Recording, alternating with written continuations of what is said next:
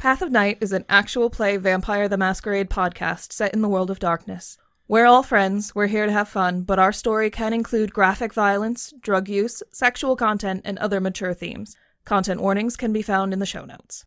We've talked at our table about safety, comfort, and consent, both as players and storytellers. We know what to expect. We're all excited to be here, and we want you to feel the same. So listener discretion is advised. Now, let's walk the path of night.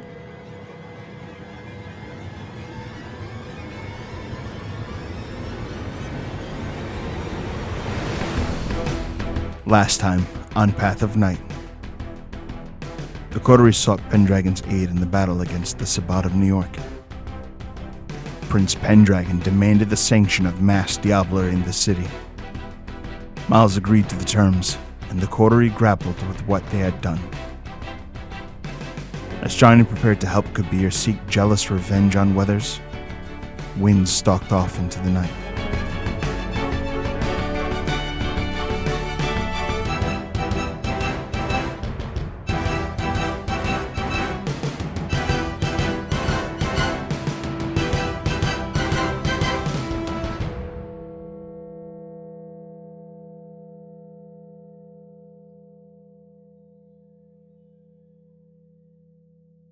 Wynn, you walk off, alone, somber, quiet. Soon, the sounds of the thrumming music and rave become distant. You know, we're not really supposed to walk Jesus! And she throws a punch just in the direction of the voice. Yeah, it probably connects. That's you don't have to roll for it. You just hit me in the face. Oh! Ow! God! Sorry. Ah. That's okay. Are you alright? Uh-huh. Neil's like licking his gums like, ow. I was just saying you're not really supposed to... You're supposed to be... You know, buddy system still in effect. Or what? Right? Someone's gonna jump me? Yeah. The Sabbat are here. The Black Hand are here. And I know that you and I have different definitions of how to best survive a fight, but there's a difference between... I mean, I've been inside a dragon. Yeah, I wanted to ask you about that. Why? Why not? Yeah. It got people to double down on the efforts to beat the dragon, didn't it? Did it? Had all the aggression put towards me. Had me clawing at it from the inside. You want to take this somewhere, this feels like a heavy talk. You want to take this somewhere not just on the street? And he points up at like a nearby rooftop. I don't know that I genuinely care. Okay. That's part of the reason why I really do want to... You sure this has nothing to do with the idea that you feel entitled to everyone's secrets? No, because your shit's not very secret right now. And that's what I'm worried about. Plus, and he fishes around in his pocket and pulls out kind of what looks like a bloodstained joint. Wynn perks up almost immediately. I don't want to just smoke this on the street. That's fair. And I know you said all the stuff that you have been doing for the last fucking 30 years isn't psychosomatic, but I think we both know that it is. And he kind of waggles what he's got in his fingers in front of you, and this one isn't. So, I figure, looking at how you've been doing since you off the rooftop, maybe it's time you and I sat down and passed a joint for a little bit. I'm willing to sit and pass a joint with you. Mm-hmm. That's not fair, you fucking know. She kind of smirks a little. He sighs. Yeah, I know, but, we're vampires. We don't fight fair. So it would seem. So, up? Sure. Neil goes over into an alley. There's like a little fire escape. He's like, okay, I'm past embarrassment. You want to give me a little boost? Sure. That's better than sticking a spider under my tongue. And he, She crouches down and puts her hand out so he can step into her palm, and she hoists him up. Pretty fucking easily. But he's like tall and gangly enough to grab on and like hoist himself up. And says, do you want a hand up, or you got this on your own? If you want to grab me, I'll jump. And he like leans a hand down. She jumps and catches him, but also uses her free hand to grab onto the grating. Which is great, because he immediately goes, oof, and like doesn't almost drop her, but gets pulled into an awkward wasn't position. ready. He was not ready. He was absolutely not ready. She clambers up. She probably could have gotten up easier without his help, Oh, but 100%. the gesture is more important than the result. And he just leads his way up onto, like, up this sort of dirty, probably kind of rusty fire escape up to the rooftop. And then just sits at the edge. Neil, even being on a rooftop like this, is still somebody who's kind of cautious. So, like, has seems most comfortable sitting across the lip of the roof, like one leg on, one leg off, like he's straddling it. Like, well, I can't lose my balance this way. And lights this really strange smelling that you've probably smelled around him before joint. Like and pennies and weed. Yeah, like pennies and weed. And passes it over to Wynn. I think you probably need this more than I do. Partly because I've already had like 4 whole ass ones myself earlier. Yeah, that roof was potent. I gave most of what I had to Jane and a bunch of the brouhaha. It seemed like the right thing to do. You probably made some friends for life with the gesture. She kind of, once they're over the lip of the roof, she kind of sits with her back against the lip, because she's strong. She's got no small amount of dexterity, but she doesn't know how this is going to hit her, and she doesn't really want to topple off the roof. And she accepts the joint. And first time rules too. Just be a little careful. You're one of the toughest people I know, but shit's a little stronger than it was in the 60s. Yeah, that's why I'm sitting here and not like you. Yeah. So she takes a hit, and not a lot. Not like a cursory amount, but like a decent hit of the joint, and then she passes it back. He takes a little bit, and then as she's breathing out without preamble, while he still has some in his mouth, just goes, "So, why are you looking to die, Wynn?" I'm already dead, Neil. You know what I mean. And I'm not just talking about tonight. Because I miss my family. And you think dying's gonna take you there? I think dying's got a chance. To me, it could be... I got about a 66% chance of not ending up a ghost. That's, I'm curious about the numbers on that, but I don't think this is the right time to ask you about the numbers. So I'll just take you at your word and say, all right, you got a 1 in 3 chance of being a ghost. Right? That's what you said? I don't want to be a ghost. No. From everything you told me, that shit sucks. But either it's an end to everything, and I don't have to think about it anymore. Okay. Or I see my family again. Because they're not in the Shadowlands. And I'm tired of sacrificing more and more of what makes me me for the sake of just not dying. Yeah, it's funny. I was having some similar thoughts. I think we were arriving at different conclusions, but, okay, so what are my chances? Same as mine. What about Britta? Same. Okay. Because she probably has more of a chance of becoming a wraith for the time she spent there. No, I mean, if I had to guess, but following after you, what do you think our chances are when you go down, and then at least she and I follow you? Probably Miles too, because that's the logic, right?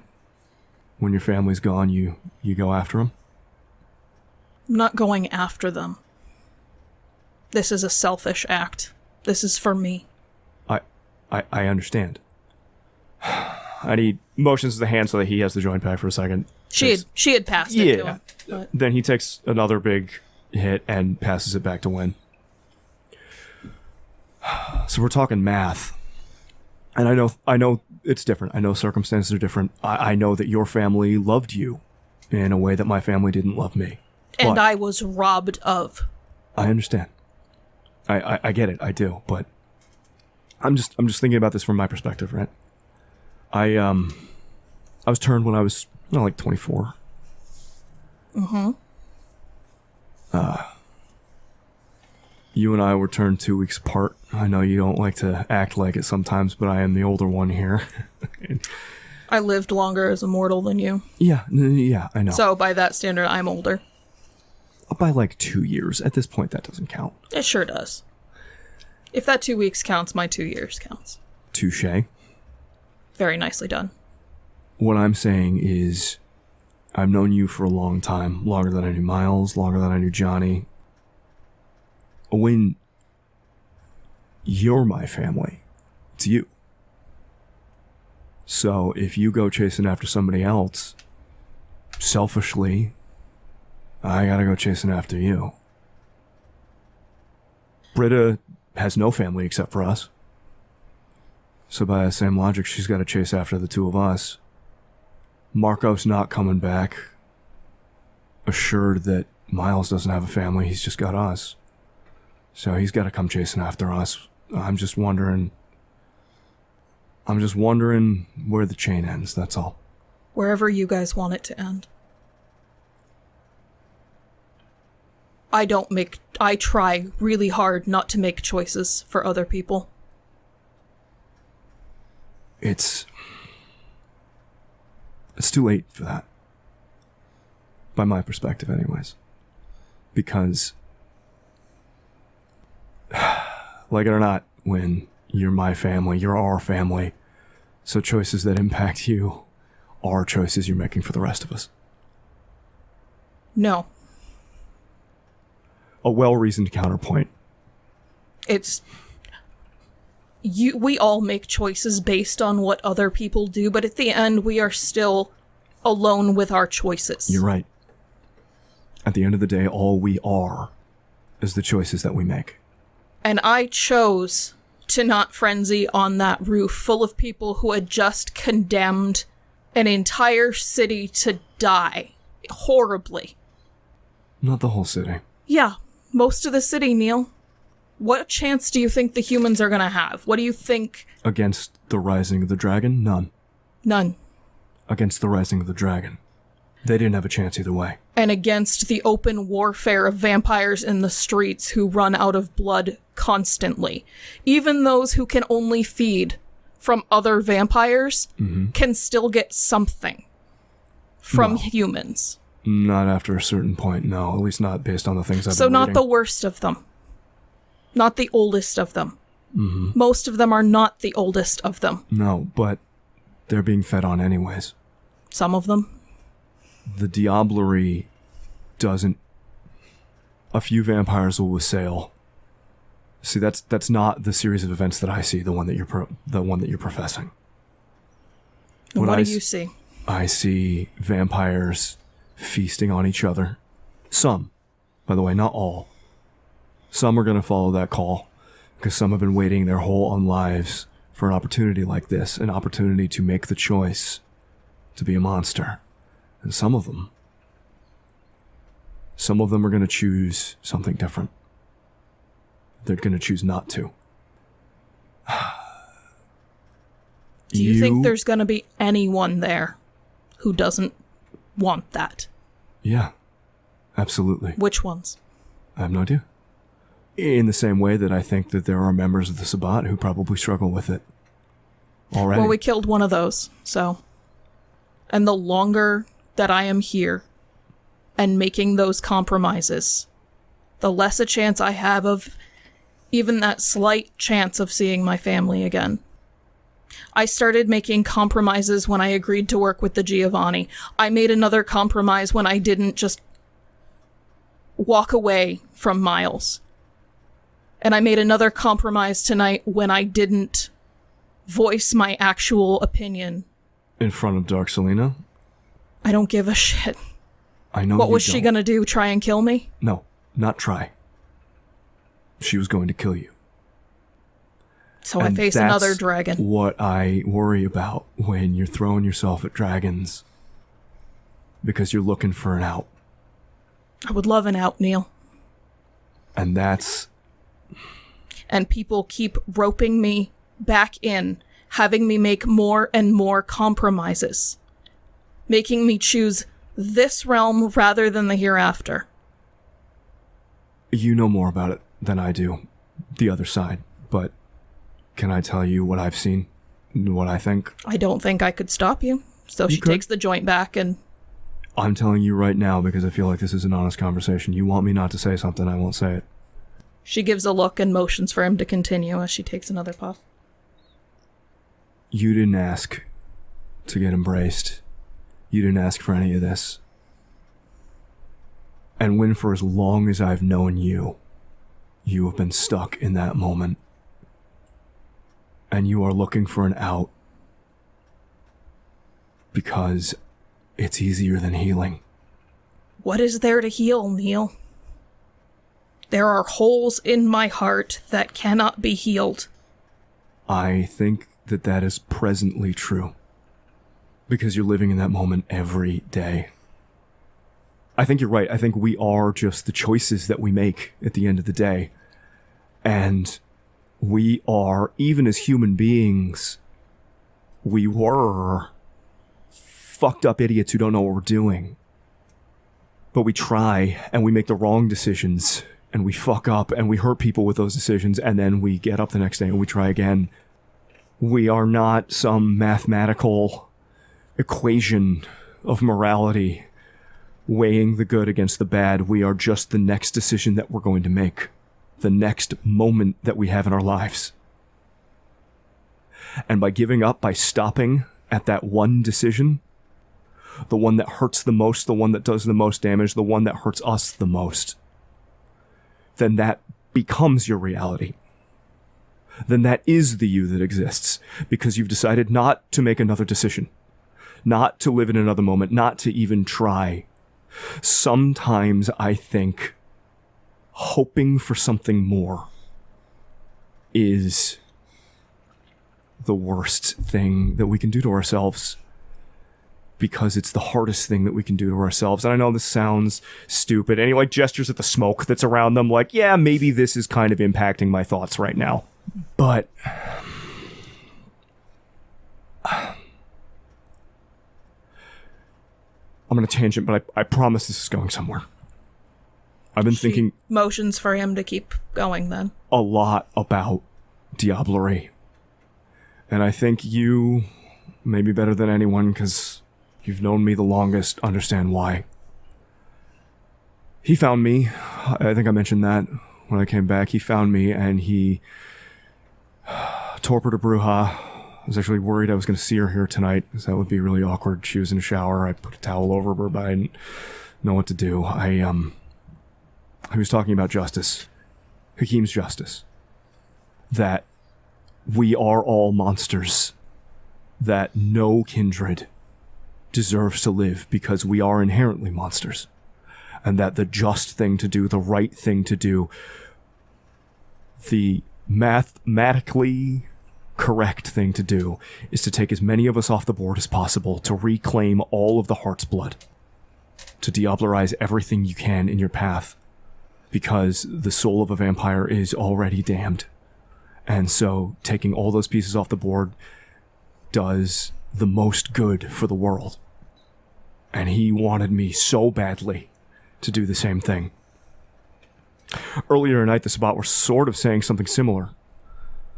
From a different direction, but that the end result, who cares? Join up with our side, put down the antediluvians, because at the end, when they rise, everyone's gonna die. So get on the same fucking winning team. And come fight them with us. It doesn't matter what happens to you, it's the greater good. I mean, you and I have talked philosophy and psychology for years at this point. It's a very utilitarian way of looking at things, but for me, can't see them that way. There are choices that I've made, and they may have been the right choices, and I can feel them weighing heavy on me. But the more I'm thinking about them, the more I'm thinking about where I am, I know my beast is winning out. I know I should feel more than I do about some of the things that I've done, some of the things that I'm doing. But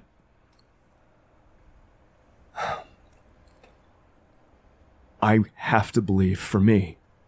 And unfortunately for you, that means I have to believe for you, whether you like it or not, that we are more than what we have done. We are what we can still do.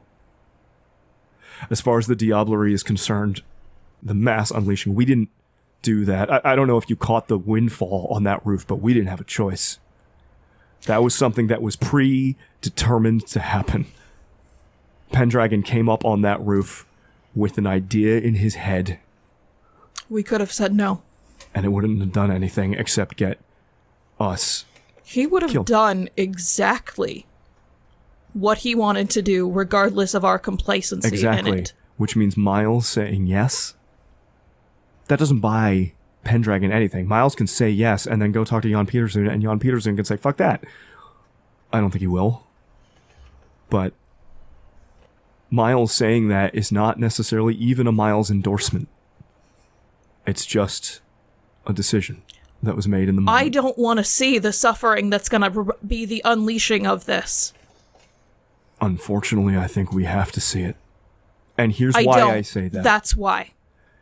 Because when without us standing there, people like you and people like me going, no, there's another way, showing people there's another option. What do you think happens to somebody like Miles who's done it once and honestly I think regrets it? He can justify all he wants in his head, but you know him and I know him. Mm-hmm. What happens if our voices are not there?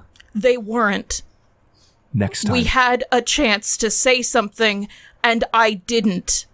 I fancied surviving, I'm living not talking another night. About the grand things. I'm not talking about global politics or the jihad or Pendragon. I'm talking about Miles. But it all starts. Or Britta. No, it doesn't. It It all starts in the starts individual level. When Yeah, that's exactly it.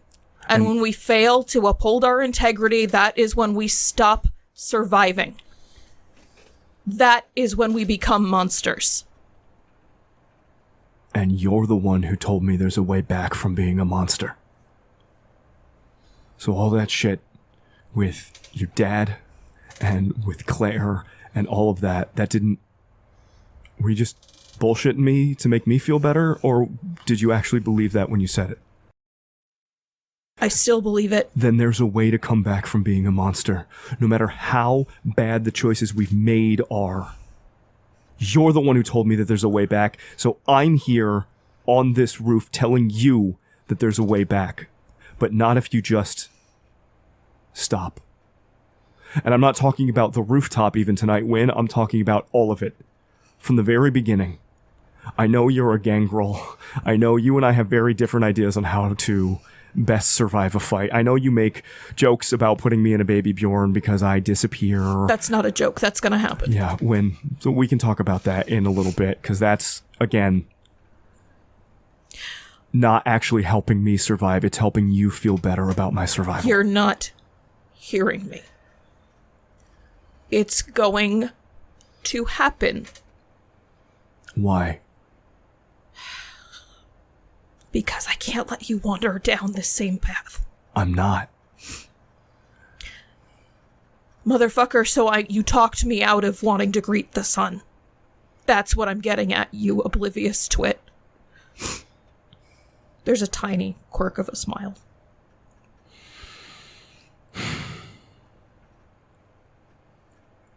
I'm not going in the baby Bjorn.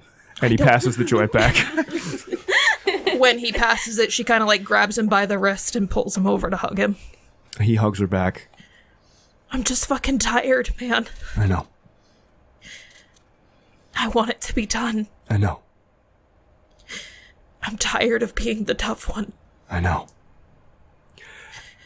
It's okay not to be the tough one sometimes. Have you met you people? You need a tough one.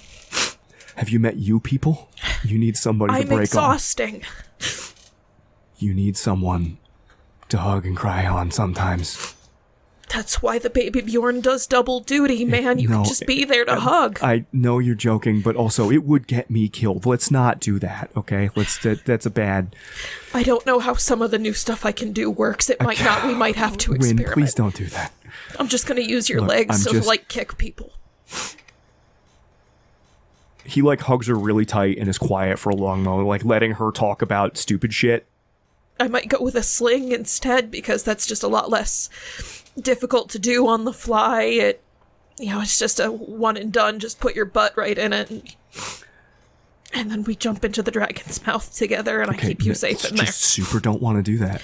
See, I didn't this is what I'm talking either. about with, to me, if you just don't get swallowed by a dragon because it can't find you, how about... Well, then you do the not finding us thing right when it's about to swallow us. Okay, right when it's about is a little... You know what? We can talk about this later. We can come up with the tactics later. Here's the deal. Where's the joint? He passes it back over. She takes another hit. How about you finish that one? I've had enough. Just the brouhaha bake. They cannot handle their shit. Are you shocked? Kinda. They're a bunch of warrior poets. They don't get stoned often enough. They're actually pretty chill. I know. I was a little surprised. The brouhaha are good folks when they're not being paid off by bad people. Everybody needs a cause. Here's... If it makes you feel any better. Oh boy. I've been doing a lot of reading. I don't talk about it a lot because we've been so busy recently, but... And he looks up because they're on the rooftop and he just points right at the red star. I'm not surprised you're tired, Wynn. I'm tired too. But I'm gonna keep walking. And I know you're gonna keep walking, and I need somebody around to keep me in check because I know I'm not in my right mind right now. I think you're closer than you think.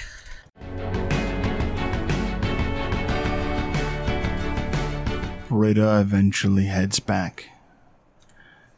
Dances, spends time with Eden looking after her. And while some of the others have left, there is at least one member of the Coterie that is still present inside at this moment. And while dancing to this bass that thrums through your senses, you catch a glance of Miles. Miles is approached by A-Dog and C-Dog. When Britta is dancing with Eden, she makes sure to keep the dancing low-key. It's nothing like when she's dancing with Johnny or when she's dancing by herself. She is encouraging Eden to have fun, but she's trying to keep Eden safe. So she's trying to keep her among the mortal throng, trying to show her that she has support, keep her near the ghoul that's meant to be watching her, and just for herself, for her own mentality, trying to lose herself a little bit in the comfort of dancing and that beat. Do I see the approach, or do I just spot Miles and then the crowd kind of loses? No, you spot Miles being approached by A-Dog and C-Dog. I'm gonna just look to find eye contact with the ghoul that's meant to be looking over Eden. Apart from that, no other move. Okay. While you enjoy your dance, Miles, you get an up nod.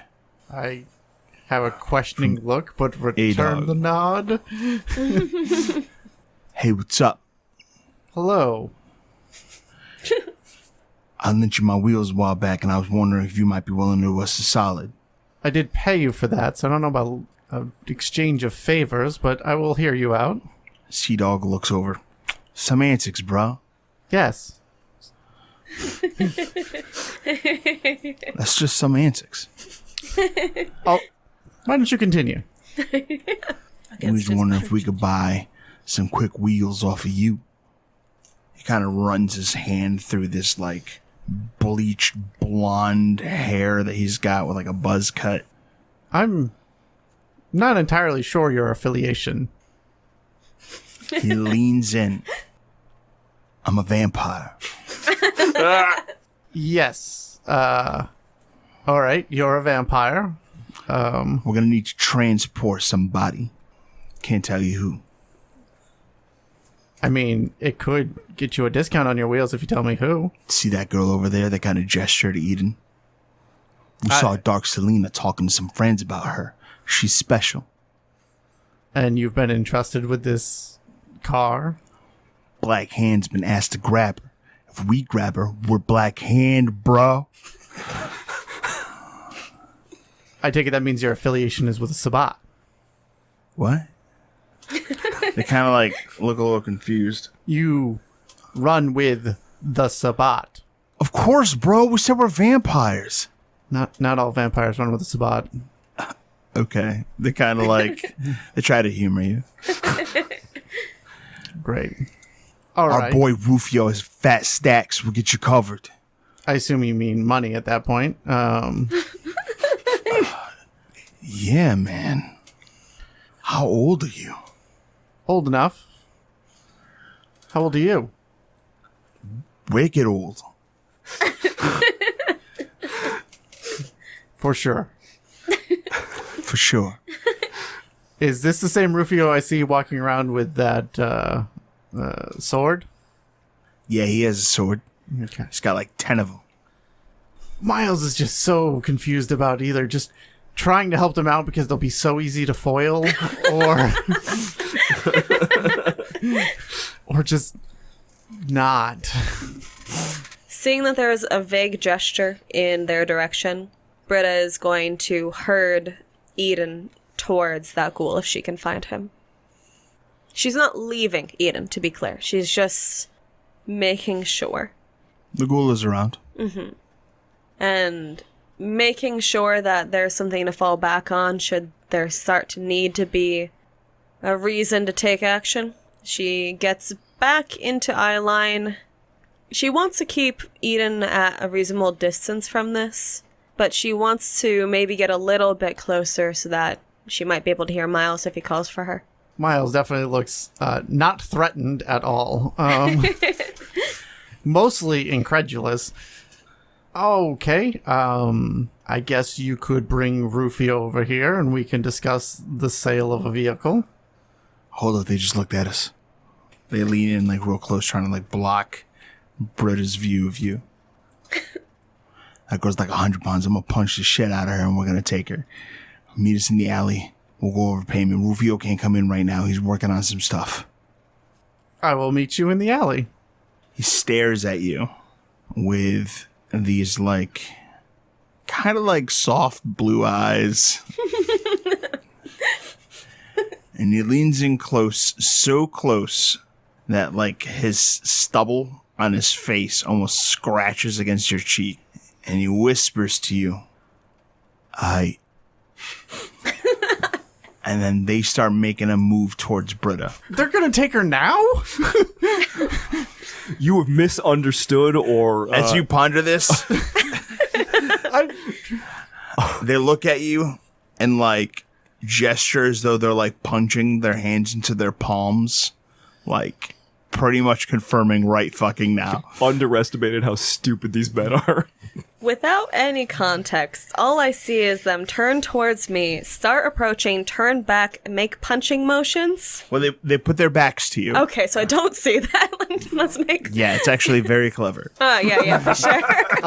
The subterfuge. Please remind me, are they mostly shirtless, if I remember correctly, or is that just Rufio? They actually have a lot of shirt. Okay, right they now. have a lot of They're shirt. wearing Got it. these huge fucking jerseys. Right. So while looking at one, I'm going to pat the one that I kind of remember being the lesser of the two on the face and say go as I tell him to go. Oh, are you using dominate? I am using dominate. Oh, that's right. You have that elder touch dominate. Yes. So you put your hand on his cheek? I'm patting him like a little... You're slapping him in the face. Basically. Yeah, a light slap to Yeah. his face. Yeah. And Like- go, okay. I would have clapped him on the shoulder, but they wore too many shirts. What is their willpower? 3. Cool. Total. Combined. Thanks. 2 successes. Okay. And he just heads out. And then I look at the other one and like, So, just before we get started, I really want you to tune in to what I'm saying here. Just move right in here and listen. It's like, what? He starts walking back to you. Yeah, I've got a really good plan for you. I just need you to really, listen to me and just get closer. He listens, but, he doesn't look like a good listener. That's fine. I'm going to then mesmerize him. Also a 3? 3. Got it. That's better. That'll be 6 successes. What do you tell him? All right, one of the 2 dogs. All right, dog. When we finish this conversation, and I will let you know, you are to leave this party, find a vehicle far away from this party, and then whenever you get information from your superiors, you are to text this number when you are alone. He gives an understanding nod. Now I'm going to mind wipe this memory from him. And then I will end the conversation. Target's current willpower points. 3. Just checking. 5 successes. May reconstruct entire periods of subject's life. Well, that's certainly enough. I remove this part of the conversation where I've dominated him and his friend, and he's come up with the idea to go steal a car because they'll totally not get caught. Does he still know who Eden is? I don't think I'm going to be able to change that information. They're going to give it back to him. He accepts all of the dominates. He says to you, I'm going to steal the best SUV I can find. And then he slips out. Seeing that he has disappeared, Britta approaches Miles, kind of watching the exit, and says, Actually, Miles is moving towards you at the same time. They meet in the middle. Sorry, their kind of boss or something was giving me trouble earlier, but I don't know if I caused that. Was their boss the one with the maul katana? Rufio? Yeah, yep. Okay. Well, they've been dealt with, but they were planning on kidnapping Eden. Okay, that must mean more people than just them, right? Well, apparently Dark Selena was talking to some sort of black hand about her. Oh no. Okay, So, yeah, we need to get her safely out of here. I mean, Britta kind of moves the conversation over if Miles will follow her towards Eden. yeah. We'll signal the ghoul and we'll go up towards the VIP lounge because we have less people to access up there. Eden jumps out of the throng of people and starts dancing with Miles. I mean, this is about as safe as going to be anyway, so that's fine. As long as we both keep an eye on her, it's okay. Britta, Partially, it becomes clear that he just doesn't think that anybody else could take her away from here and also keep her safe. Britta's mind just kind of reboots.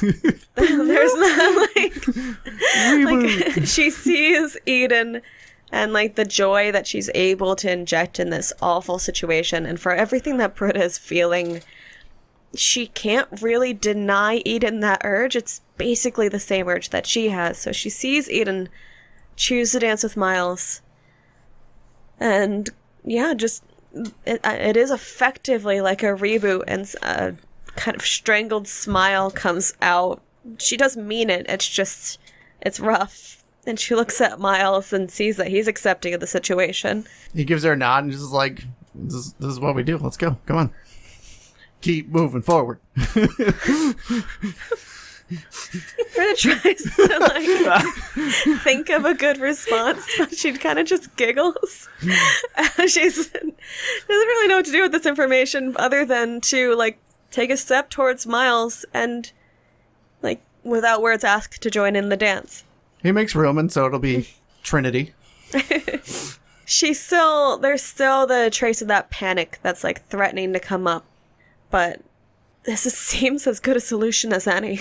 Wynn will, at some point in all this, she will kind of, not looking for them, she will just kind of make a line for the bathroom. As you pass through, you actually catch a glimpse of Eden engaging in the Pulp Fiction dance towards Britta and Miles.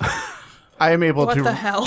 I am able to do that. I am unsure if Britta is able to respond. She's kind of aware of what's going on, but she's not looking to interact at the moment. She is looking to clean her shit up. You're not gonna get pulled from your objective. Britta's a little busy giggling in wonder at seeing Miles open up like this and take care of Eden, and it's definitely cheering her up. It's contributing to the silliness herself, trying to join in on that spirit, trying to learn a little bit from the venture who won his audacity. Miles, it's actually kind of having a good time. Now that we dealt with some peons and I was able to let out some steam. Yeah, this is I feel like that was part of Having a have a good time. having a Yeah. good time. There is one thing that, however, that does catch your attention.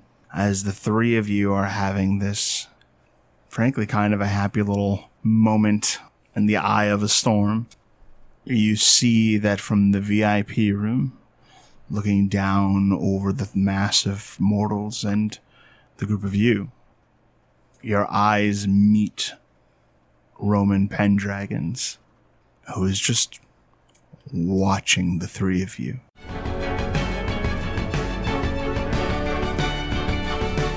I kind of positioned a little bit away, and I was like, okay, don't look up at Pendragon staring directly at us. Pay no attention to the man behind the curtain. What happens to Britta's face? Because we have to describe what just happened. I don't know. What is that expression? Can you help? Blanching. So I don't know. You had a phone call or not. I am not entirely sure up to date what's going on there. But I'm not explaining this right now. And she kind of jerks her head towards Eden. And Britta's no longer, after having blanched, nearly able. I mean, she's trying to keep her back to the direction that you said, but the silliness is not great. It's not a great cover for silliness. I don't know. He's very intense looking at us right now. And so I figured you should know before, you catch his eyes like I did. And ugh. Britta smacks Miles in the chest. I'm just giving you information. Do you need help? Do you want to just stay here? But he is just boring a hole into the back of my head currently. I can feel it now. I can't stop. So, what does it matter? I mean, based on a reaction, it definitely matters, but, I mean, yeah, of course it matters. do you want to do something or not? That's what I'm saying. Miles, I don't know how to process everything that happened tonight, let alone everything. And I don't know if he's looking at you because you just made the deal on the rooftop. I don't know if he's looking at me. And honestly, I don't know if it has anything to do with what we just learned. I don't know either. And sometimes processing is overrated. I am just giving you information. You can choose to do something with that or not.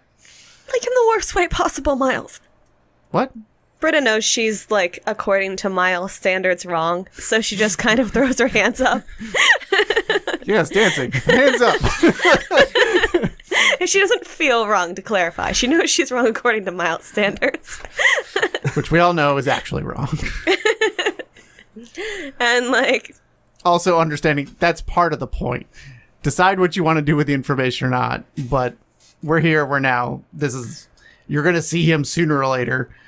Senor Intense Gaze. Can we, like... What's the trajectory? Can we, like, move out of line of sight, or... He's in the VIP lounge. That would be no. Oh my god, okay. The only other thing I could do is we could be more of a spectacle. What do you mean? Yeah, we could turn this dance up a little bit here and see if we can't get more people watching us. Then it won't be any different. I'm a little worried about Eden for that. Oh, we're not letting She you. kind of gives a look. I know how to dance. No, you're doing really well. Don't worry. I can help. Thanks. No problem. It's nothing to do about you dancing. I just want to make sure you're safe. Am I not safe? You're safe with us.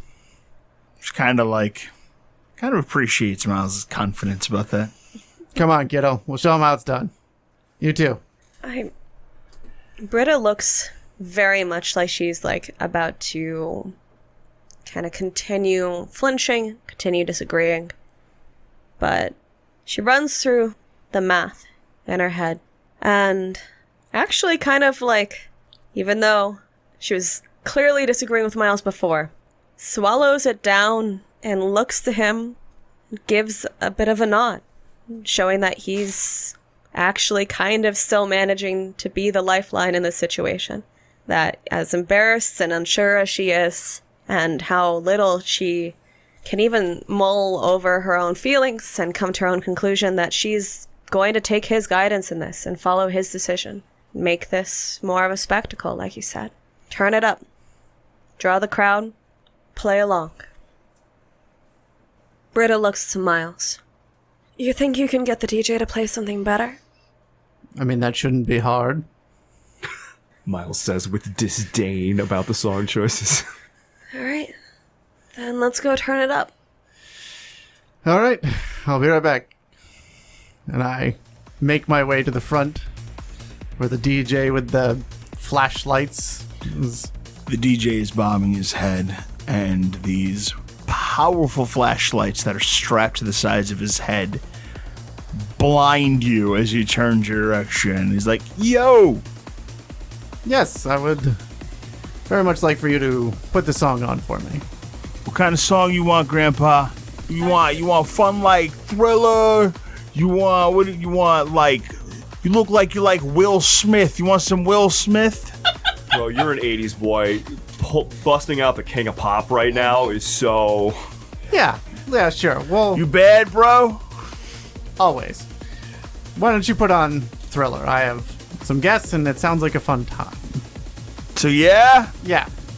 Would you like some money with that, too? Yeah, he can barely hear you. I get really close and I pull like $1,000 out. I don't know. Pocket money. Walking around. Miles spending $1,000 to be like, I'm next on the playlist, right, motherfucker, is so... I get real close, like, Thriller, Michael Jackson, yes?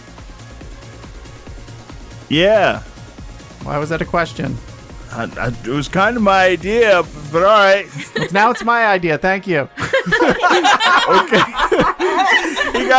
He agrees, accepts $1,000.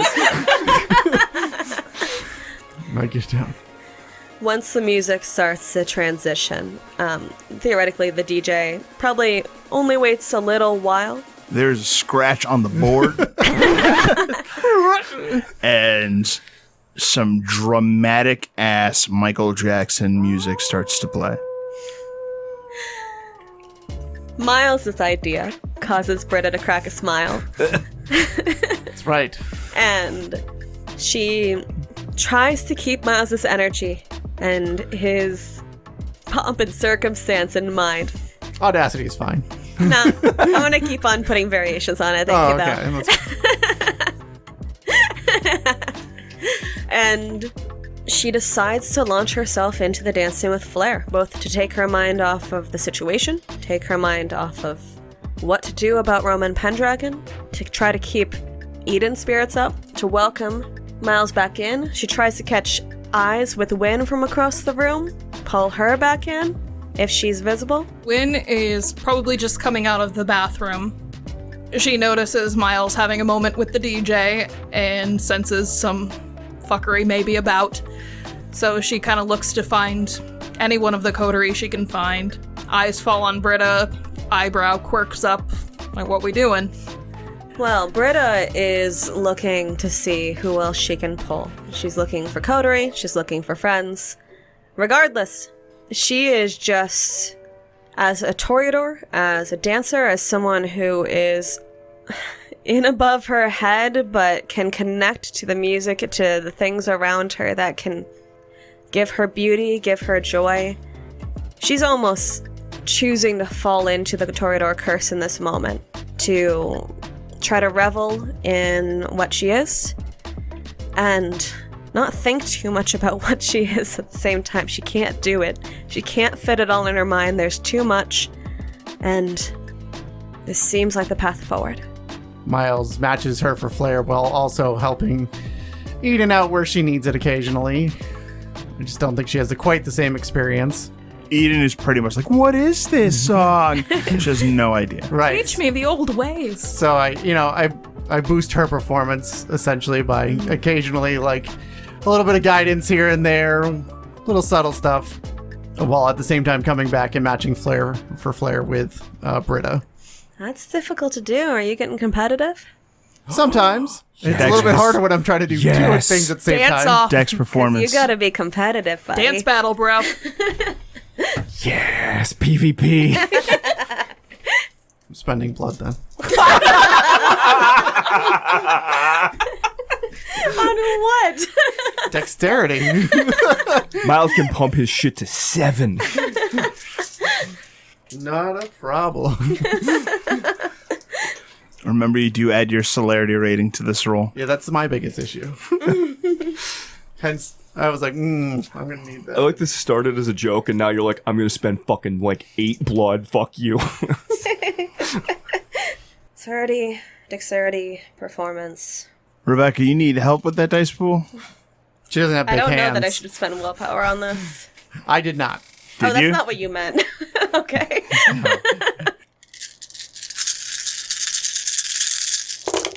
I have so many ones. Oh no. Remember specs, guys. Yep. My spec in performance is singing. It's not relevant for the Your moment. dexterity spec will probably come in. Graceful will, yeah, that'll do it. There's a clap. Miles, can you use big hands? There's a clap as one of the steps. I think I'm okay on my dex spec. Did you actually pump your dex up? Yeah. To what? 8. God. So you just pumped it extra for the round? Pretty much. God. 4 successes. I got 10 successes. Wow. Miles is a child of the 80s. As though you have awakened a sleeping dragon. You find that Miles is an impeccable dancer. And then Eden kind of starts to fade away. And the crowd starts to fade away. And all you see is Miles dancing. Oh, God. Damn it. And you begin to stop dancing. I need a self-control check Thank you. at difficulty 9. Did you Spend a fail? willpower. That is a botch. Oh, God. I'm not making this shit up. I see it. That's 2 ones. Sure is. Fucking Miles, you come to realize something has gone terribly wrong. In your perfect plan. You used too much blood, augmented yourself too much, and now the Toreador is It was lost. 2 dice. You bumped your dexterity to 2 what? dice. To 8, you said? What's your celerity? I have 5 celerity. I'm Yeah, a so that puts you in a Toreador. dex pen. Same dex pool. Okay, right, so- we're not arguing this. You fucked up. Fix it. I did not. She didn't do it good enough. Can I roll to notice this is happening? This is all happening right in front of you. Okay, so Wynn, recognizing that Britta has become hypnotized by Miles's sick moves, and I mean it's flawless, Wynn kind of hooks her finger inside her own mouth like she's a fish being drawn in by Britta's hook, and like stops and does like gills. Like she's just dancing over to her, trying to be surreptitious about the whole thing. That's not surreptitious, but go for it. You're doing the fishing move in the middle of Thriller to be like, no one will notice this. Wynn subtly approaches Britta. If someone has noticed you, they're not looking. No. And she will kind of like gently take Britta's hands and kind of like gently move them back and forth like they're just dancing further away from the crowd. I think if you just take her out of sight and like take my mesmerizing dance performance, just get her sight line a little out of it. You should be okay. That's the goal. That's the goal. I don't want to. Do a I little don't. twirl. This is about you, Miles. This is your moment. So This is my moment. One way to solve the problem of who's looking at who. along the way, she will take Eden's hand and they will dance with Britta a little bit further away, and they will just kind of middle school girl dance in the By crowd. the time Britta comes out of it, there's lots of people at this point clapping and impressed by the group's dancing. Of course, Miles is very much standout. I give them a proper bow. Big dude is clapping. You recognize him to be Tiny the bouncer. And Tiny's like, that was corny. But damn, that was pretty good. Thank you, sir. That was pretty good. That was pretty good. And you seem to, at least in the moment, won the approval of the Bruja. Excellent. I only had to mesmerize my own coterie. When you look back towards the VIP area, I don't. I was talking to Tim, I knew. When you look back to the VIP area, Roman is gone. Path of Night is a Vampire the Masquerade podcast set in the world of darkness. Britta Ashcroft the Toreador was played by Rebecca Steigelfest. Johnny Saxon the Bruja was played by Garrett Gabbey. Miles Davenport the Venture was played by Tim Davis. Neil Foster the Malkavian was played by Rob Muirhead. Wynn Cabot the Gangrel was played by Erika Webb. Your storyteller was Lex Lopez. Recording by Rebecca Steigelfest. This episode edited by Rob Muirhead. The music used in this episode was composed for Path of Night by Brian Metolious. Find him online at brianmetolious.com. Path of Night uses the 20th anniversary edition of Vampire the Masquerade with a few limited house rules. Vampire the Masquerade and the World of Darkness are owned by Paradox Interactive. Make sure to subscribe to us on Spotify, Apple Podcasts, or wherever you get your podcasts. We can be found on YouTube at youtube.com/@pathofnight. You can help support the show on coffee.com/pathofnight. Find us on twitter.com/pathofnightpod, on facebook.com/pathofnightpodcasts, or email us at pathofnightpodcasts@gmail.com. See you next time, Kindred.